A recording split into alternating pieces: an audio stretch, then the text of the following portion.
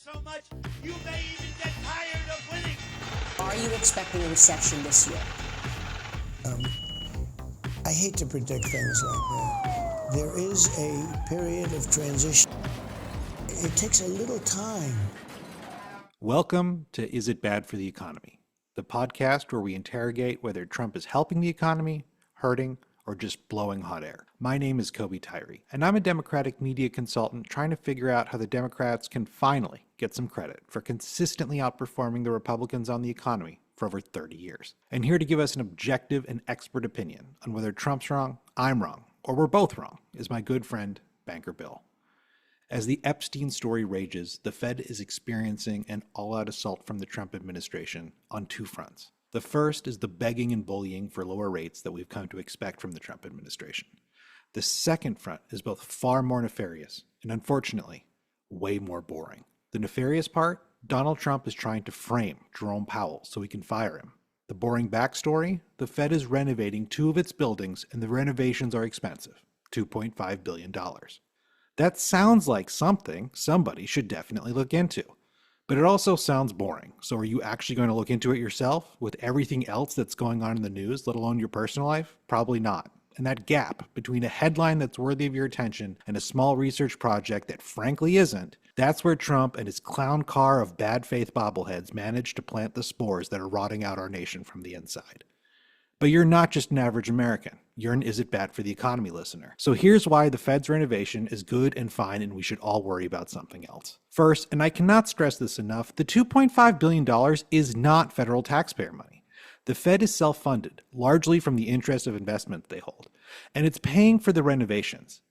That should probably be enough to take the wind out of the scandal already, but it's still public money, so let's break down why the renovations are so expensive. First, the buildings were built in the 30s and haven't had any major renovations since. It's been almost a century. Second, the two buildings being renovated are right on the mall here in DC, right near the Capitol and the White House, so they have to follow a ton of historical and homeland security codes and regulations. How do you make historically accurate blast-proof windows? I have no idea, but I assume it's very expensive. Are we sure it's legit? Yes. Since 2017, the Fed has been sending its Inspector General monthly reports about overruns and everything else. That's over 90 reports. There was a big jump from the initial budget of $1.9 billion to $2.5 billion between 2017 and 2021, but we have monthly reports about the asbestos and lead they found, the cost of the pandemic, other major increases to material costs. The Fed even got that final $2.5 billion plan approved by the National Capital Planning Commission and started coordinating with them for more transparency and coordination with the rest of the government. The Fed has an explainer on their website. There have been Senate hearings. This may be an attention-grabbing headline to us hearing about it for the first time, but in the federal building renovation world, this is old news. The Fed has been reporting on this monthly for 8 years. If you're still listening, thank you. I know in the age of algorithms, we're supposed to start with the scandalizing bit of the story first, but that is how they get you. When you start with the boring stuff, the manufactured scandals look ridiculous. When you've been primed by a scandalous headline optimized for the algorithm, every boring detail sounds suspicious. So why is Trump leveraging a boring, transparent 8-year-old renovation project to frame Fed Chair Jerome Powell? Trump is desperate to install a new Fed chair who's willing to pull every lever the Federal Reserve has to cynically manipulate the economy according to Trump's every whim. But he can't fire Powell unless it's for cause, like misusing federal funds or breaking the law, and Trump flunkies are accusing Powell of both. The first accusation has already been referred to the Department of Justice by Congresswoman Anna Luna. She and others accuse Powell of having lied under oath to the Senate when answering questions about renovations. The second is from OMB Director Russell Vought. He claims that Powell misused funds by deviating from the 2021 plans approved by the NCPC. The accusations actually contradict each other. Powell told the Senate Banking Committee that there would be no new water features as part of the renovations. According to Representative Anna Luna, that's an obvious lie because there was a water feature in the 2021 plans approved by the NCPC. Powell is telling the truth. That water feature was scrapped to avoid additional overruns. So what deviations from the 2021 plans is OMB Director Vought claiming demonstrate that Powell nefariously misused federal funds? You guessed it, scrapping the new water feature to nefariously avoid additional costs. I want to spare you the play-by-play semantic games that MAGA is using here to say that Powell lied. It's a textbook example of a Trump witch hunt. So Banker Bill, are you as worried about this as I am? Nope. Not at all. He's going to last until the end of his term. I think it's going to be business as usual. They'll nominate somebody. That person's going to get confirmed. And on the day, whatever that is, when Powell's term ends, he will also resign from the Board of Governors, which is customary. I mean, and that's consensus view, right? The market's kind of pricing that. But with CBS and Paramount completely compromising maybe the most famous newsroom in the country with 60 Minutes, with Columbia paying essentially a bribe of $221 million to the federal government to unlock federal funding, aren't you worried that if they don't push back on this stink, if they just try to ride out this storm, that the reputation of the Fed is going to be damaged, not just in the United States, but the entire world? No, I don't, because we've been here before. There's been incredible criticism of the Fed before. There has been a Fed chair that has been completely compliant to the executive branch before. To me, the scary thing about Trump going this route, the witch hunt route, is that he doesn't have to fire Powell. He can get his DOJ and his OMB and his senators to team up to bring charges against Powell, whether it's the procedural stuff or the perjury stuff. And all of a sudden, now the Fed chair is splitting his time between managing the economy and a courtroom in which he has to defend not only his honor, but the honor of the entire Federal Reserve. Not worth it for him, in my opinion. And I think that the evidence wouldn't show that. The record keeping at the Fed, I expect, is too good. And there's too many approvals and too many sign-offs. Yeah, I think it's a complete nothing burger. Of course it's a complete nothing burger, but that's Trump's power, his ability to turn nothing burgers into real things, where all of a sudden of his no one should care about the Fed. No one should even know what they're doing on a day-to-day basis. Why is this in the forefront? It's ridiculous. And I just think in the Trump era, we've had to learn the hard way that there is no reward for restraint. No, there hasn't been. And so I think if the Fed doesn't play as much defense as possible, if they don't show Trump and show America and show the world that he can't pull this shit with them, then I think whether it happens under Powell or it happens under the next Fed chair, we're going to see a Fed that completely capitulates to President Trump the way that we have seen every other institution in this country capitulate. I have a question for you. Yeah. Say the Federal Reserve cuts a quarter point at the next meeting, not the July one, say in September. You think that that's capitulating? I think the problem is that we'll never know.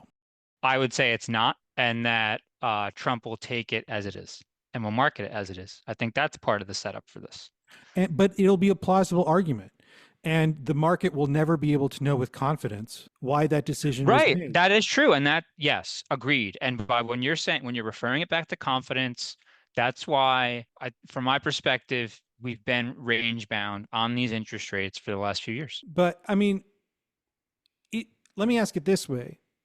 If the Fed cuts a quarter of a point, scenario A. Scenario B, the Fed cuts a quarter of a point, and then an article immediately comes out that says that the DOJ was about to bring charges against Powell, but dropped them the night before the Fed rate was cut. Oh my gosh. I don't know. That's just pure political. I'm sorry. You're just talking like Nixonian stuff. Totally possible. But am I accounting for that? No. But I'm sorry, we're so far past Nixonian. This man staged an insurrection against our government, and now he's leading it again. So, yeah, I think that if a member of Congress is already referring criminal charges to the DOJ, we have to That's like the 10th person in the last month. I don't take her seriously. I don't need to. But unfortunately, we have to take these people seriously because out of spite, they're harming Americans and tearing down our institutions from the inside. Wow. Again, there is no reward here for restraint. There is no reward here for ignoring these people. They are the status quo. They are the system. They have taken over.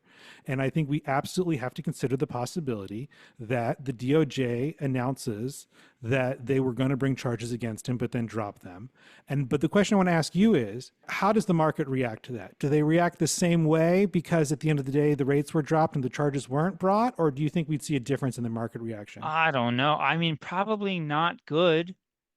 Sounds kangaroo-y, doesn't it? But it's all kangaroo-y. It's hard to say. It could.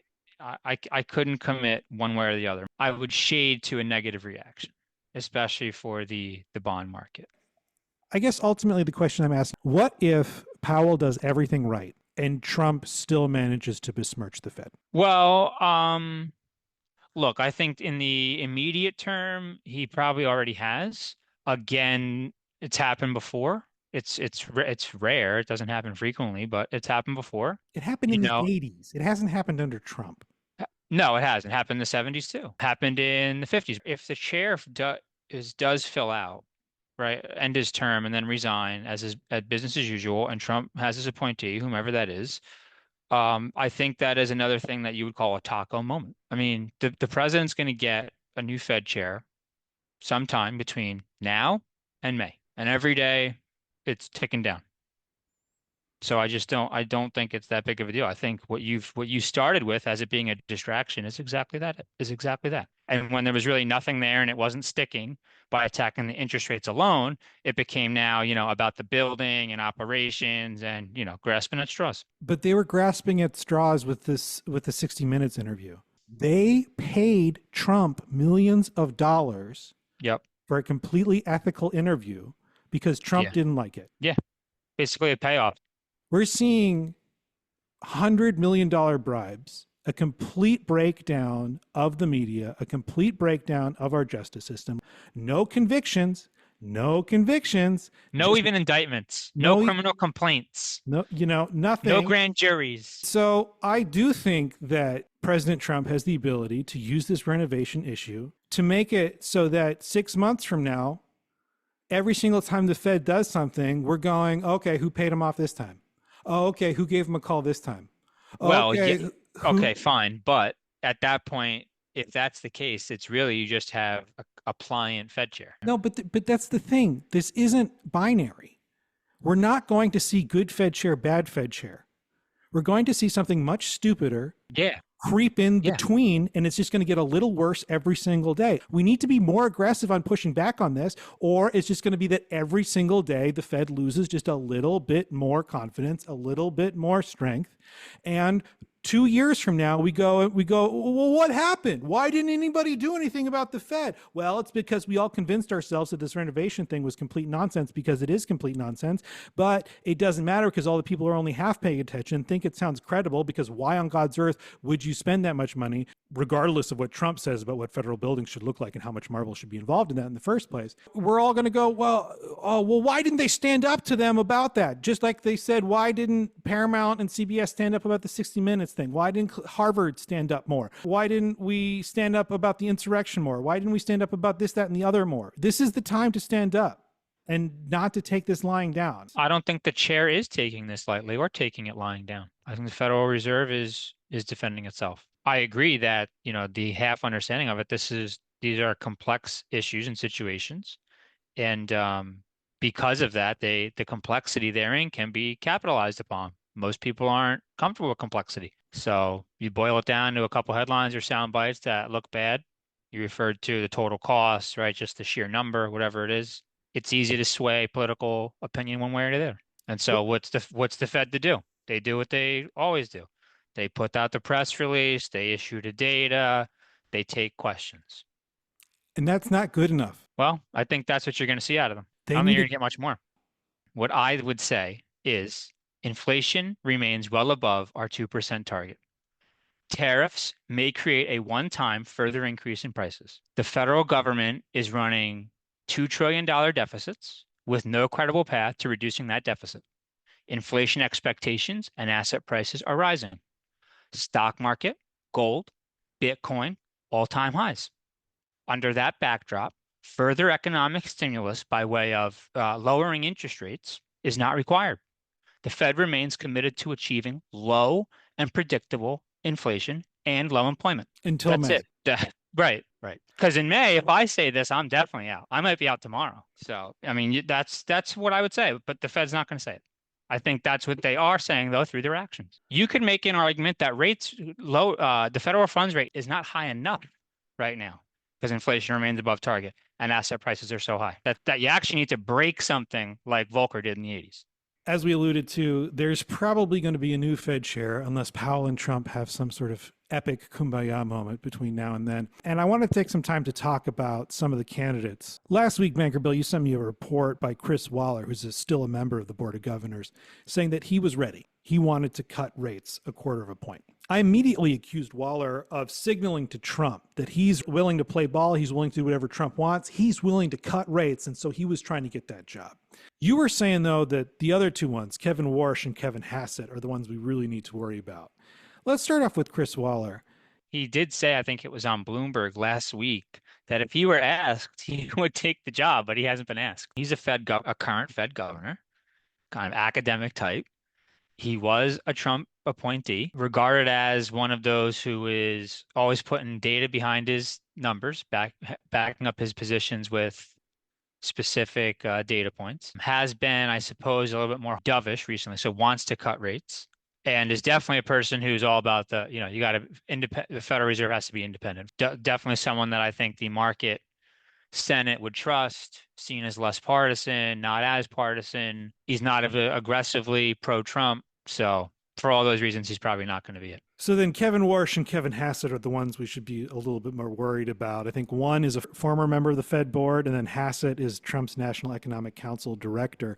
Both of them have been incredibly critical of Powell. Both have said they'd cut rates, and they even said that the Fed was one of the major drivers of bad economic performance. Do you like one of these better than the other if you think that Waller's already out? I don't know that either of these per se would be well received. Warsh, so he's been on the circuit. He's definitely campaigning for the role because he's getting as much airtime as he possibly can. He's at Stanford at an institute. I really can't speak much about it, but his views are calling for what he calls a regime change at the Fed. Total policy overhaul, closer Fed Treasury alignment, right? So not as independent, which Trump has wanted recently. He thinks we're on the verge of a structural decline in prices, deflation, due to AI. He says rate cuts in the fall were emergency cuts. That's patently false, and kind of where he lost me in his recent CNBC interview. So he's already playing politics with Fed policy. Yes, absolutely. As soon as you start talking about the cuts in September, November were emergency, not true. Fed's messaging and market reactions indicated that those were not emergency cuts. The measured approach, Fed had been telegraphing they were in a position to cut. They were talking about the continued signs of softening in the labor market, as well as inflation coming down. So that wasn't true. Some strengths of his. He's got prior Fed experience, seen as capable of delivering rapid policy change in 2008 to 2010 financial crisis. He was considered Bernanke's right-hand guy, the Wall Street whisperer. But what's interesting is in his past, he has been one of these people that has inflation phobia and a history of opposing loose policy and saying that loose policy would limit the credibility of the Federal Reserve. He began at the Fed in 2006. He was a Bush appointee. He was at Morgan Stanley. He was, I think, they're one of their top M&A bankers there. And if you remember, Morgan Stanley owned the subsidiary of the Big Short guys. We'll get back to that in a second. He said at the time that while he was at the Fed, that all the Fed stimulus would result in inflation. That didn't happen. He was one of the austerity guys. You got to do austerity to get back in line, which didn't work out well in Europe. And then in 2011, he abruptly resigned, which came to a surprise in the media at the time. And Bernanke has publicly said that there was kind of a handshake agreement that he would only serve 5 years. Had he not resigned, his term didn't run out until 2018. It was a convenient time in retrospect for him to resign because when he did, 2 weeks after that, the U.S. credit rating was cut. The Greek debt crisis was going on, and there were the fears of the double dip recession. So it was a good time to bounce because if there was a double dip recession, you don't want to go through that again, having just in 2008. So then he's been at this institute in Stanford for a while, but what he's espousing now is really nothing in what he's espoused in his career. Now all of a sudden he's a loose economic policy guy, loose monetary policy guy, cut rates, we're going to experience deflation thanks to AI.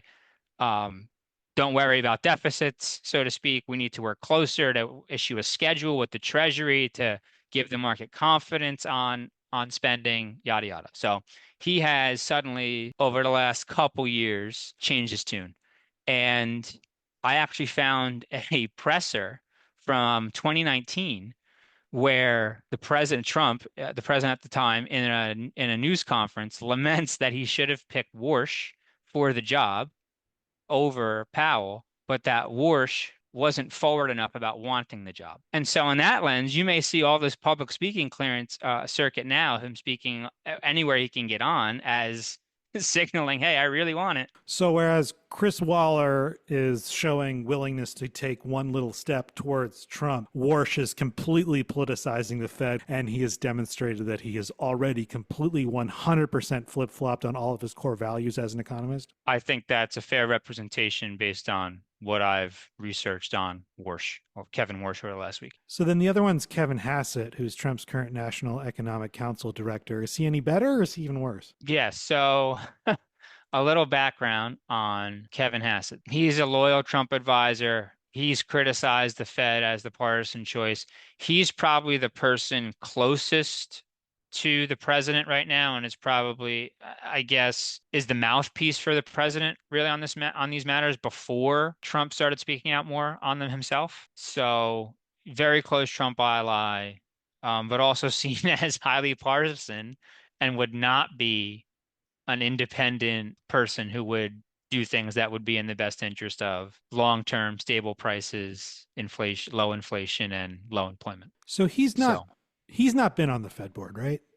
No, Kevin Hassett, no. I don't, could he really be considered? I don't know. I don't know that he has the je ne sais quoi to, well, forget about the je ne sais quoi. Does he have the resume? Probably not. Probably not.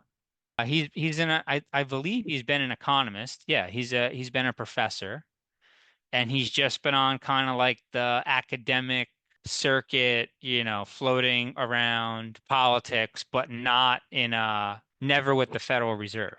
Do we have any sort of inclination as to his pre-Trump philosophy like we do with Warsh? Well, look, he had been. All these guys have evolved over time, I guess. But he was kind of these classic free market fiscal guys at AEI, the American Enterprise Institute. He had worked for McCain's '08 campaign. And then he was also on one of Bush's campaigns. So, yeah, I mean, a guy who's floated around politics, but never been with the Federal Reserve itself. He's just been effectively an advisor, senior advisor to the president, chair of the Council of Economic Advisors, director of the Economic Council is his current job. That's really just an economic advisor to the president. Serve at the pleasure of the president, could be fired tomorrow. So no major academic or notable business experience. Yeah, I mean, I didn't even know who this guy was until the first Trump term, or Peter Navarro for that matter. And they got him back out. I thought they hid him. I thought they hid him in Lutnick. We were doing so well, and now they're back. Well, they're back to hit Powell. So it sounds to me like Chris Waller is somebody that the bond markets, that the investors would get behind. No, you'd get no reaction. Right, which no reaction is a good reaction. Yes. You want me to rank them in terms of like best, not best, but like most experienced? It would be Waller, Warsh, Hassett.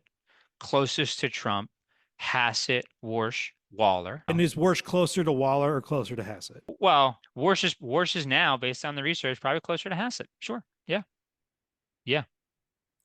And it's not me projecting. The guy's saying that. It's all over YouTube, and it's crazy because you could even go back 15 years ago and watch clips of him on YouTube. And boy, has his tune changed. I got a dark horse for you. Who's a trusted person who the market would accept, who was successful the first time around? Steve Mnuchin. Yeah, we'll have to see if Trump can lure him back from Hollywood. Look, I don't know what would happen. I think choices like Warsh or Hassett, those kind of folks, there could be a premium in there. Are rates going to spike and go crazy? No, probably not. But you might see these things again grind higher. We've seen it before. Is Mnuchin somebody you'd trust as Federal Reserve Chair? Yes, and maybe more importantly, definitely more importantly, I think other people within the Fed would respect him. People may respect Warsh. I think they would, but a guy like Hassett, I don't think so, and that could create problems. So what's Mnuchin done that demonstrates that he's willing to stand up to Trump when Trump's willing to mess with the markets for his own political gain? In large part, the same kind of stuff that Bessent's been doing. I think that the Bessent playbook has been the Mnuchin playbook. Probably even a little harder, probably even a little stepped up, because some of the stuff that's going on now is I would even agree is well beyond anything that happened in the first term. So Mnuchin's a complete pushover that we can completely ignore because no No, matter what no, he says on day one, he's going to say whatever Trump wants him to say on day two, just like Bissent. You're gonna say whatever you want on this issue. Nonetheless, he I'm has just saying, give definitely me shown one ability. example. Give me one example of a time that Mnuchin, as a Trump insider, has said no to Trump because something didn't make sense. Don't have one off the top of my head. Okay, and you think you have confidence in this man? Yeah. How can you have confidence in him when he's never demonstrated an ability to stand up to Trump? Isn't that the number one most important factor of the next Fed chair? No, not to stand. He doesn't have to stand up to Trump. The person needs to do what they think is best or steer monetary policy. And isn't their ability to do that defined by their ability to stand up to Trump in a world in which there is no To an extent, yes, but there's also a $30 trillion bond market out there backing up that chair. Bond market's going to do a lot of the heavy lifting. Has been so far. But what if it doesn't? What if then Trump... we're you're Turkey, you're India, you're Argentina. Then see ya. Credit crisis. Then why aren't you demanding interest rates are bad now? Look, what do you want me to tell you? I don't like any of this. No, I know you don't. No, but it seems insane to me if you're saying that a Fed chair that does the president's bidding equals complete economic devastation. No, not that goes back to what I said before, is that Trump and the Fed both want lower interest rates. Trump wants whatever Trump thinks is best for him today. Sure. What Trump wants today has nothing to do with what Trump wanted yesterday or with what Trump wanted tomorrow. That is actually most of the problem with Trump before you even get to how bad what he wants is. So if we have a Fed chair who follows the whims of the president, who raises rates when Trump says raise them and who cuts them when Trump says cut them because of whatever the news cycle is today, whether it's to hide from a scandal like Epstein or because he needs to juice the economic numbers before the midterms. I think that's what it's all about, isn't it? Okay, I got rates lower before the midterm. You have convinced me that the Fed's independence is the most important thing keeping our economy sane. Yes, good. Interest rates are the benchmark of the economy. And now you're under an all-out assault that has managed to destroy anybody else who stood in its wake. And you're going, bond markets will take care of it. Yeah, I guess I do have some blind faith in the Federal Reserve on its place as an institution. To an extent, there's some like mutually assured destruction with this. Like to pursue these short-term economic policies for political gain, it hasn't ended well before. I mean, look, the bank CEOs are out there, and when they're asked about this, talking about the importance of an independent Fed. Just like the Democrats were out there talking about the importance of. What are you getting at? Again, what do you want these people to do? What are we going to do? Throw coins at them? Why are you refusing to recognize the fact that there's an existential threat being made to what I do recognize it. There's nothing I can do about it. In every single other aspect of our life, the consequences that have kept our political system on the rail have failed. Yes. And if the history is any guide, this one probably is going to fail too. And why aren't we fighting tooth and nail to save it? Joe Blow doesn't care. And the kids with 40% credit card rates using buy now, pay later don't care either. They want Powell out too. And they know a whole lot. Right. So let's change that. The reason why I'm freaking out and I don't have any faith in the market forces here is because I think that who Trump nominates to the Fed chair is going to be determined by his political capital on the day that he decides to announce. On that day, he may have low political capital. He may be desperate for a candidate who legitimizes him because all of his other economic policies are going very poorly. And then he has to go with Wallace. You bring up an important point. Conversely, if everything is still hunky-dory, all-time highs, and all that's in our way is interest rates, that could definitely give opportunity to nominate someone, seen as less serious, to say that. And I think we have to define the battlefield right now. I think we have to say, Trump, you're going to be rewarded for picking Chris Waller, and Trump, you are going to be punished for picking a sycophant. This is basic advocacy 101. What is the carrot? What is the stick? And that's why I think that we have to passionately say, one of these guys is good, one of these guys is bad. And if you name one of the bad guys, you better hope and pray that everything else is breaking your way. That It we're could able. happen fast. I mean, if somebody is nominated that from day one is seen as political, and some of the efforts that they try don't necessarily work, and people are still frustrated, they're tied together. But why don't we do that beforehand? Why don't we do that after the nomination? Why don't I we get agree. mad It in it? just doesn't seem that's how it's been working. Well, I think it should. And I think that I you should agree. do it. And I think that you should encourage your colleagues to do it. We got to wrap up. Let me ask you this. We get somebody who's doing whatever Donnie Trump wants them to do. Yeah. And Trump tries to start juicing the economy by messing with interest rates. How long before that affects you and me? How long before the average American feels the negative downturn effects of that kind of really, really cynical market manipulation? Does it take a couple of years because that's the whole point of juicing the economy in the first place, or would we start to see cracks of that pretty early on? I would think less time. Definitely less than years. The comparable moment I can think of would be this. Arthur Burns was chairman of the Federal Reserve, appointed by Nixon.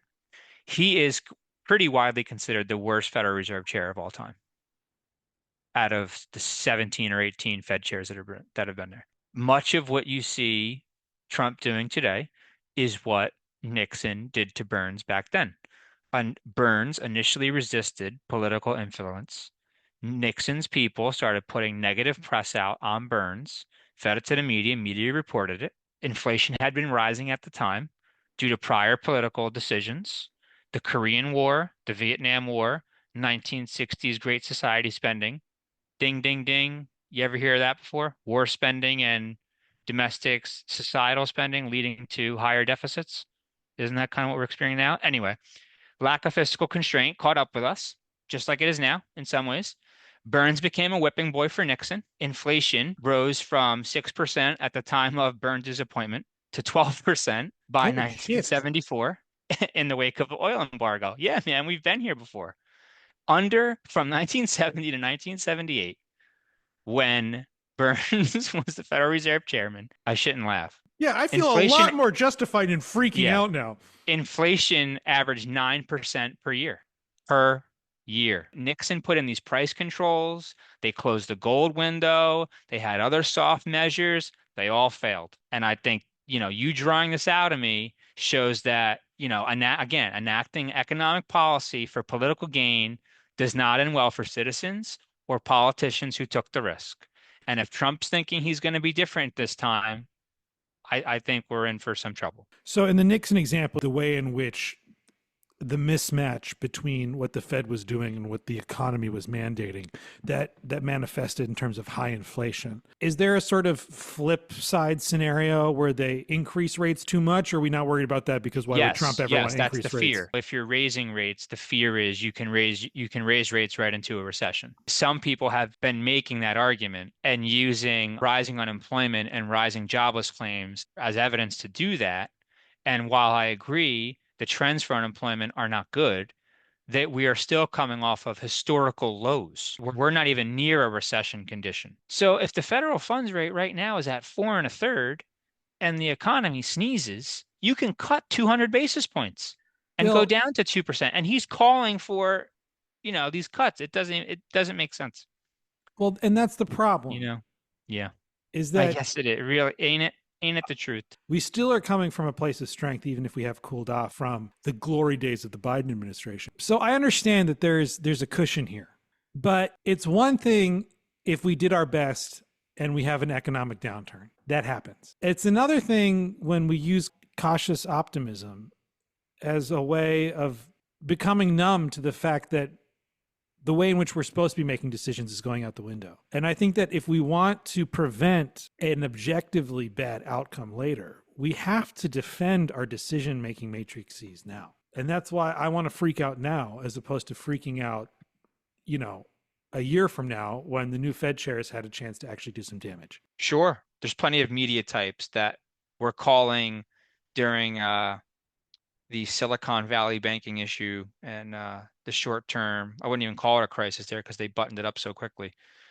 calling for emergency rate cuts back then, and oh my God, we have to do it right now. And now that those same people, now that there's talk of the Fed chair being fired, like, eh. So on one hand, what the Fed does is of paramount importance, but now suddenly, the persons maybe doing that are in charge of making those decisions, not as important. So moderate Republicans, we need you on this. Let's defend Powell. If I'm giving Biden too much credit for the soft landing, let's call Powell a hero. Let's give Powell a lot of credit for doing a great job. Let's actually boost him up and boost his reputation and not just sort of sit on our hands while he gets attacked. It's important that we do, but I think there is that. I've read that in the Wall Street Journal. I've read that across various publications. I've heard it, and it is important. Absolutely, but let's start saying it in mainstream political spaces. Let's start saying it on NBC and stop saying it on CNBC. Oh, okay. Let's start saying it on Fox News and Sure. stop saying it on Fox Business. Sure. All right. Thank you so much for listening to Is It Bad for the Economy? Please, please, please share it with your family and friends. It's the freaking summer, man. Like, can we just stop? Get tired of winning. Are you expecting a recession this year? I hate to predict things like that. There is a period of transition. It takes a little time